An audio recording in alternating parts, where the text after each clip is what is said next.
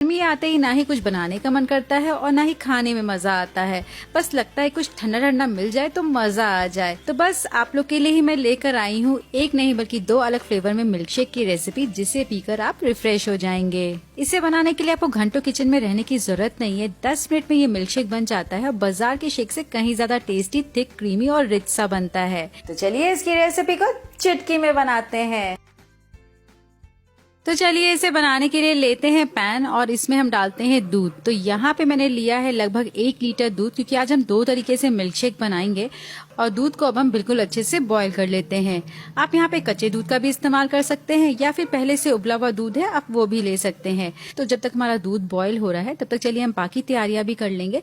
तो लेते हैं कस्टर्ड पाउडर, लगभग 2 से 3 टेबलस्पून कस्टर्ड पाउडर लिया है और इसमें हम डालते हैं दूध। तो जब भी आपको किसी भी चीज में कस्टर्ड पाउडर ऐड करना हो तो ये ध्यान रहे कि आपको इस तरीके से दूध में घोल कर ही डालना है। तो यहाँ पे कस्टर्ड पाउडर को दूध के साथ घोलने के बाद अब चलिए हम ड्राई फ्रूट्स को भी चॉप करके रेडी कर लेते हैं। तो यहाँ पे मैंने 7 से 8 पीस बादाम लिए हैं और साथ ही में 7 से 8 पीस काजू भी ले रहे हैं और बिल्कुल बारीक इस तरीके से चॉप कर लेते हैं। ड्राई फ्रूट्स डालने से जो मिल्क शेक है ना काफी रिच सा लगता है पीने में और टेस्ट भी बहुत बढ़िया आता है। जब भी मैं कुछ बनाऊं और ऐसा हो ही नहीं सकता कि बच्चे देखने ना आए किचन में, तो ऐसे ही रीवा को भी काफी क्यूरियोसिटी थी कि आज बन क्या रहा है और मिल्क शेक का नाम सुनते ही तो उसे बड़ा ही मजा आ गया। क्या आपके बच्चे भी ऐसे ही पूछते हैं, उन्हें क्यूरियोसिटी रहती है कि बन क्या रहा है? कमेंट करके जरूर बताइएगा और वीडियो अच्छी लगी तो लाइक और चैनल को जरूर सब्सक्राइब कर दीजिएगा। तो यहाँ पे काजू बादाम को बिल्कुल बारीक चॉप कर लिया है और साथ ही में मेरे पास कुछ पिस्ता कटिंग थी, ये भी ले लेते हैं। अगर आपके पास पिस्ता कटिंग नहीं है, खड़ा पिस्ता है, तो उसे चॉप करके भी ले सकते हैं।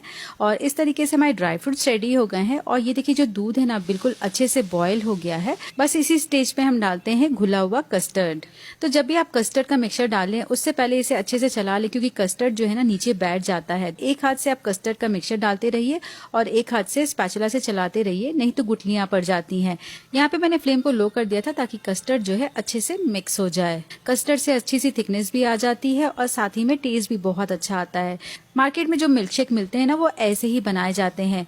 कस्टर्ड पाउडर डालने से क्या हुआ है, दूध का कलर देख रहे हैं आप चेंज हो गया है, हल्का सा येलोइश हो गया है। लेकिन अगर आपको दूध बिल्कुल व्हाइट रखना है, कलर नहीं चेंज करना है, तो कस्टर्ड पाउडर की जगह आप यहाँ पे कॉर्नफ्लावर भी इस्तेमाल कर सकते हैं। तो कस्टर्ड पाउडर डालने के बाद ये देखिए बिल्कुल अच्छे से बॉयल आ गया है और जो थिकनेस है ना कुछ इस तरीके से है। ना ही दूध बहुत ज्यादा गाढ़ा होना चाहिए, ना ही बहुत पतला होना चाहिए। अब इसे हमें और कुक नहीं करना है, फ्लेम को बंद करते हैं और इसे हम काउंटर टॉप पे रखेंगे।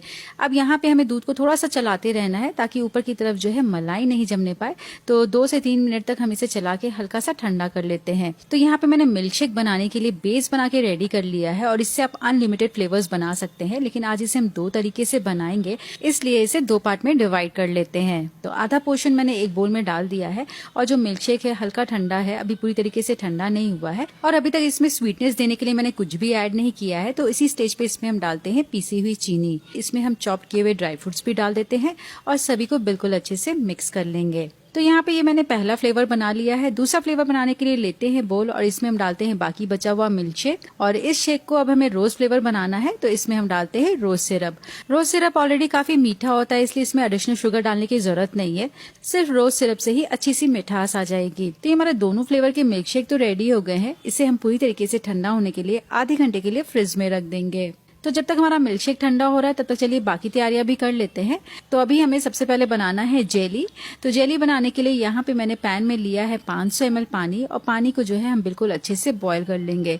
जैसे ही यहाँ पे पानी बॉईल होगा इसे हमें जेली के ऊपर डालना है। तो यहाँ पे मैंने एक स्क्वायर डिश लिया है और इसमें हम डालते हैं स्ट्रॉबेरी जेली का मिक्सचर। यहाँ पे मैंने स्ट्रॉबेरी जेली का पाउडर लिया है और इसमें हम गर्म पानी डालकर बिल्कुल अच्छे से मिक्स कर लेते हैं। यहाँ पे मुझे जेली को इसी डिश में जमाना था, इसलिए मैंने इसी डिश में ही डायरेक्ट जेली को घोल लिया है।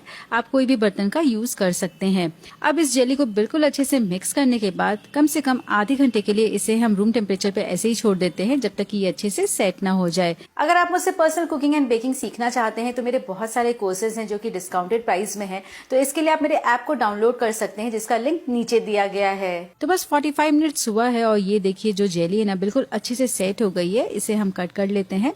छोटे बड़े पीसेस जितने बड़े आपको बनाने हैं उस हिसाब से आप कट कर सकते हैं। तो यहाँ पे मैंने छोटे छोटे स्क्वायर पीसेस बना लिए हैं और अब हम शेक बनाने के लिए लेते हैं सब्जा सीड और इसे पानी में बिल्कुल अच्छे से भिगो देते हैं और इसे भी अब हम 15 से 20 मिनट तक ऐसे ही पानी में भीगने देते हैं जिससे कि ये अच्छे से फूल जाएगा। सभी तैयारियां हो गई हैं और दोनों मिल्क शेक भी बिल्कुल अच्छे से ठंडा हो गया है। तो चलिए हम सबसे पहले बनाएंगे फ्रूट मिल्क शेक। तो मैंने यहाँ पे कुछ फ्रूट्स लिए हैं जिसे हम चॉप कर लेते हैं। मेरे यहाँ मेरी बेटी को फ्रूट मिल्क शेक पसंद है और बेटे को मेरे रोज मिल्क शेक पसंद है। तो दोनों की ही पसंद का आज मैं मिल्क शेक बना रही हूँ और पीने में बड़ा ही रिफ्रेशिंग होता है। तो यहाँ पे फ्रूट्स आप जो खाना पसंद करते हैं वो ऐड कर सकते हैं। मैंने यहाँ पे आम, केला, अंगूर और अनार लिया है। और ये देखिए जो सब्जा सीड है ना कितने अच्छे से फूल गया है। तो चलिए अब हम लेते हैं सर्विंग ग्लास और सबसे पहले हम बना रहे हैं फ्रूट मिल्क शेक। तो ग्लास में डालते हैं सभी कटे हुए फ्रूट्स। आप चाहे तो फ्रूट्स को थोड़ा सा मिल्क शेक में ऐड कर सकते हैं, लेकिन मैं डायरेक्टली ग्लास में सारे फ्रूट्स ऐड कर रही हूँ। और साथ ही में इसमें हम डालते हैं सब्जा सीड और सब्जा सीड को डालने के बाद ऊपर से हम डालते हैं कस्टर्ड मिल्क शेक। आप चाहें तो इसे और भी ठंडा करने के लिए इसमें आइस क्यूब्स भी डाल सकते हैं। और इस तरीके से पूरे मिल्क शेक को ऊपर तक भरने के बाद हल्का सा मिक्स कर लिया है और ऊपर से हम डालते हैं थोड़े से चॉप ड्राई फ्रूट्स, साथ ही में थोड़े से जेली डाल के इसे गार्निश कर दिया है। तो ये बन गया हमारा बहुत ही टेस्टी फ्रूट मिल्क शेक जो कि काफी रिफ्रेशिंग है। अब चलिए रोज मिल्क शेक कैसे बना ये भी देखते हैं। तो यहाँ पे मैंने लिया है सर्विंग ग्लास और बेस में हम डालते हैं जेली। साथ में यहाँ पे मैंने कुछ बॉइल्ड वर्मीसेली भी लिया है, ये भी डाल देते हैं। वर्मीसेली डालना बिल्कुल ऑप्शनल है, लेकिन इससे जो ड्रिंक है ना काफी अच्छी लगती है।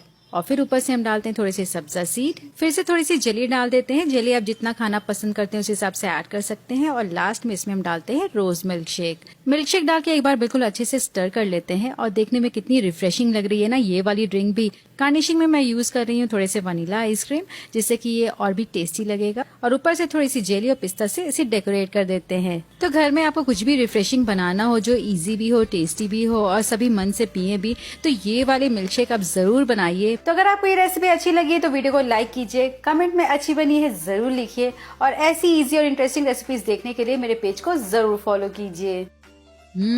अच्छी बनी है।